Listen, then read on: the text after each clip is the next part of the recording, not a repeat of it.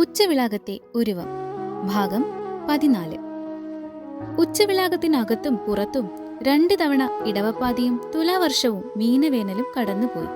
ഈ 2 വർഷത്തിനിടയിൽ കിടപ്പിലായ ഗോവിന്ദൻ, ചെല്ലമ്മയക്കൻ തുടങ്ങിയവർ ഉച്ചവിളാകം ഉപേക്ഷിച്ച് പരലോകം പോകി. അവരെയൊക്കെ നാട്ടിൽ തന്നെ ദഹിപ്പിച്ചു. തെക്കത് പൊളിച്ചു പണിയാതിരുന്നിട്ടും നാട്ടിൽ കാര്യമായ അനിഷ്ടങ്ങൾ ഒന്നുമുണ്ടായില്ല. കാർത്തികയ്ക്ക് പതിവ് പോലെ കുമാരൻ തെക്കത് തുറന്ന് വിളക്കുകൾ കത്തിച്ചു. കാണിക്കാർ ചാറ്റുപാടി മുതുക്കനെ വിളിച്ചു വരുത്തി. നാട്ടുകാർ തൊഴുതുപോയി. ഓർക്കാപ്പുറത്തുണ്ടായ പേമാരി മുതുക്കന്റെ കോപമാണെന്ന് വിശ്വസിക്കാനാണ് ഇപ്പോഴും ഉച്ചവിളാകത്തുകാർക്ക് ഇഷ്ടം. അതുകൊണ്ട് തന്നെ തെക്കത് പൊളിക്കുന്നതിനെക്കുറിച്ച് തൽക്കാലം ആരും ചിന്തിക്കുന്നില്ല. പുത്തൻ വീട്ടിൽ കാര്യമായി ഒന്നും സംഭവിച്ചില്ല. നാരായണി പിള്ളയുടെ കേൾവി ശക്തിക്ക് നന്നേ കുറവ് വന്നു. ഇപ്പോൾ എന്ത് ചോദിച്ചാലും മറുപടി മറ്റൊന്നായിരിക്കും. പപ്പൻ 7ാം ക്ലാസ്സിലായി. അവന്റെ സംശയങ്ങൾ 10ലും. കമലുവും വേലപ്പൻ സാറും പലതവണ പുത്തൻ വീട്ടിൽ വന്നുപോയി. വേലപ്പൻ സാറിന്റെ ഔദ്യോഗിക ജീവിതം അവസാനിച്ചു. ഇപ്പോൾ രാഷ്ട്രീയം, കൃഷി, കലാസമിതി, ഗ്രന്ഥശാല സംഘം അങ്ങനെയൊക്കെ പോകുന്നു. ഉച്ചവിളാകത്ത് പുതിയ റോഡ് വന്നതാണ് വേറൊരു വിശേഷം. കുറച്ചുപേരുടെ പുരയിടം പോയി. എങ്കിലും റോഡ് വന്നപ്പോൾ നാടിന് മൊത്തം ഒരു ഉണർവായി. പുതിയ റോഡ് വന്നതും റോഡ് വക്കിൽ കടകൾ വന്നതും തോടിനു കുറുകെ പാലം കെട്ടാൻ പഞ്ചായത്ത് ടെൻഡർ വിളിച്ചതും ഉച്ചവിളാകത്ത് ഐശ്വര്യം കൊണ്ടുവന്നുവെന്നാണ് നാട്ടുകാർ പറയുന്നത്. അത് ഒരർത്ഥത്തിൽ ശരിയുമാണ്. ഇതിനിടെ മറ്റൊരു സംഭവം കൂടി ഉണ്ടായി. ഉച്ചവിളാകത്തിന്റെ അക്കരെയുള്ള മേലേപ്പാറയും ചുറ്റുമുള്ള 15 ഏക്കറും നഗരത്തിലുള്ള ഒരു വിൽസൺ മുതലാളി വാങ്ങി. ഉച്ചവിളാകത്തുകാർക്ക് ആദ്യം അതത്ര പിടിച്ചില്ല. ഒരു വരുത്തൻ നാട്ടിൽ സ്ഥലം വാങ്ങുന്നതിനോടുള്ള കണ്ണുകടി മാത്രമായിരുന്നില്ല അത്. വേറെയും കാരണങ്ങളുണ്ടായിരുന്നു. മേലേപ്പാറയും ആ സ്ഥലവും പണ്ട് സിറ്റിയിലേക്ക് താമസം മാറിപ്പോയ കേശവൻ പിള്ളയുടെ മക്കളുടേതാണ്. മൊണ്ടി സുഗുവിന്റെ ബന്ധുവാണ് ഈ കേശവൻ പിള്ള. മൊണ്ടി സുഗുവാണ് കച്ചവടത്തിലെ തരവൻ. അയാൾ നാട്ടുകാരോട് ഈ വിഷയം മിണ്ടിയതേയില്ല. കേശവൻ പിള്ളയുടെ മക്കൾ ഇപ്പോൾ നാട്ടിലേക്ക് വരാറില്ല. വസ്തുവിൽപ്പനയൊക്കെ നടന്നത് അതീവ രഹസ്യമായാണ്.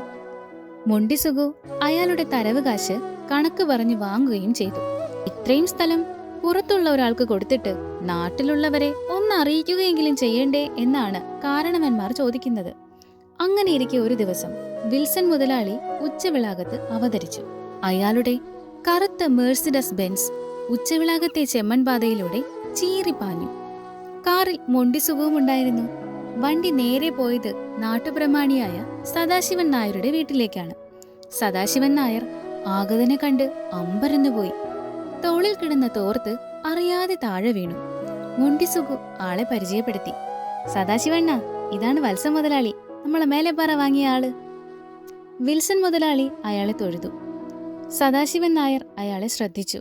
ഉദ്ദേശം 60 വയസ്സ് പ്രായം, ഒത്ത ശരീരം, കാണാൻ തന്നെ എന്തൊരു യോഗ്യൻ. എന്റെ പേര് വിൽസൺ, തിരുവനന്തപുരത്താണ് വീട്. ഇവിടെ കുറച്ച് സ്ഥലം വാങ്ങിയിരുന്നു. എന്നിട്ട് ഇപ്പോഴാണ് ഇങ്ങോട്ട് വരാൻ പറ്റിയത്. വരുമ്പം നാട്ടിലെ പ്രമാണി വരെ കാണാതെ പോണത് ശരിയല്ലല്ലേ. അത് കേട്ടപ്പോൾ സദാശിവൻ നായരുടെ രോമങ്ങൾ എഴുന്നേറ്റു. ആകെ ഒരു കുളിര്. സ്ഥലം വാങ്ങിയത് അറിഞ്ഞിരുന്ന്, ആളെ കാണണത് ഇപ്പോഴാണ്. എന്തിനാണ് പരിപാടികൾ? വെറുതെ ഇവിടെ ഇത്രയും സ്ഥലം വാങ്ങൂലല്ലോ. അത് കേട്ട് മുതലാളി ചിരിച്ചു. മൊണ്ടി സുഖവും ചിരിച്ചു. ഓ, വെറുതെ വാങ്ങിയതല്ല, ചെറിയൊരു പരിപാടിയുണ്ട്. ആദ്യം ആ കാടൊക്കെ ഒന്ന് വെട്ടിത്തെളിക്കണം, പിന്നെ ഒരു റോഡ് വെട്ടണം. അപ്പോഴും അയാൾ അവിടെ എന്താണ് ചെയ്യാൻ ഉദ്ദേശിക്കുന്നതെന്ന് പറഞ്ഞില്ല. സദാശിവൻ നായരുടെ ക്ഷമ കെട്ടു. അല്ല, എന്തിനാണ് അവിടെ ചെയ്യാൻ പോണെന്ന് പറഞ്ഞില്ലല്ലോ. പറയാം, ഒരു ആശുപത്രി കെട്ടാനാണ് പ്ലാൻ. സിറ്റിയിൽ ഈ വിലയ്ക്ക് സ്ഥലം വാങ്ങാൻ പറ്റൂലല്ലേ. ഇതാവുമ്പോ കുറഞ്ഞ വിലയ്ക്ക് തോനെ സ്ഥലം കിട്ടും, നമ്മുടെ കാര്യങ്ങൾ നടക്കും. അല്ല, ആശുപത്രി എന്ന് പറയുമ്പം ഇത്രയും സ്ഥലം എന്തിന്? സദാശിവൻ നായരുടെ സംശയം മാറിയില്ല. ആദ്യം ഒരു ആശുപത്രിയായി തുടങ്ങിയിട്ട് മെഡിക്കൽ കോളേജിനുള്ള അനുമതി ഒപ്പിക്കാനാണ് പരിപാടി. അതിന് അവര് പറയുന്ന സ്ഥലവും സൗകര്യങ്ങളും ഒക്കെ നമ്മൾ ഉണ്ടാക്കണം. സദാശിവൻ നായരുടെ മനസ്സ് നിറഞ്ഞു. എന്റെ മുതുക്ക, മെഡിക്കൽ കോളേജോ? നന്നായി. അപ്പൊ ഉച്ചളാത്തുകാർക്ക് ഇനി ആശുപത്രി തിരക്കി ദൂരെ പോണ്ടല്ലേ.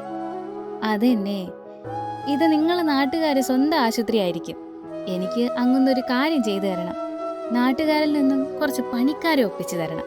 സിറ്റി നാളെ കൊണ്ടുവരുന്നത് വലിയ ചെലവാ. അതിനെന്താ മുതലാളി, പണിക്കാരെ ഞാൻ ശരിയാക്കി തരാം. എടാ സുഖു, രാത്രി ഇങ്ങോട്ട് ഇറങ്ങടേ, പണിക്കാരെ നമുക്ക് ശരിയാക്കാം. വിൽസൺ മുതലാളിക്ക് സന്തോഷമായി. എന്നാ ഞാൻ ഇറങ്ങട്ട്. അയ്യോ, നല്ലപ്പം വീട്ടിൽ വന്നിട്ട് ചായെങ്കിലും കുടിച്ചിട്ട് പോയി. അതിന് വേറൊരു ദിവസം ഇറങ്ങാം. ചായ പോരാ, ഊണും കഴിച്ചിട്ടേ പോവൂ. അയാൾ വെളുക്കെ ചിരിച്ചു. പോകാൻ നേരം മുതലാളി ഒരു കാര്യം കൂടി പറഞ്ഞു. അങ്ങന്ന് തന്നെ വന്ന് എല്ലാ കാര്യങ്ങളും നോക്കി നടത്തി ചെയ്യണം.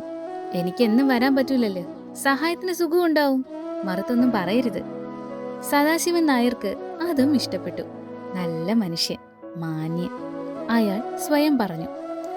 അടുത്ത ദിവസം മുതൽ ഉച്ചവിളാകത്തെ ജനത കൈക്കോട്ടും മൺവെട്ടിയും പിക്കാസുകളും ഒക്കെയായി കുന്നുകയറാൻ തുടങ്ങി. എല്ലുമുറിയെ പണിയാണെങ്കിൽ എന്ത്, കൈ നിറയെ കൂലി. തോളിൽ തോർത്തിട്ടുകൊണ്ട് എല്ലാത്തിനും നേതൃത്വം നൽകി സദാശിവൻ നായരും തലയിൽ തോർത്ത് കെട്ടി അത്യുത്സാഹത്തിൽ മൊണ്ടി സുഖവും. നാരായണപിള്ള ഇടയ്ക്കിടെ പറയാറുള്ളത് പോലെ ഇനി എന്തൊക്കെയാണ് നടക്കാൻ പോകുന്നതെന്ന് മോളിലിരിക്കണ കിളവന് മാത്രമേ അറിയൂ.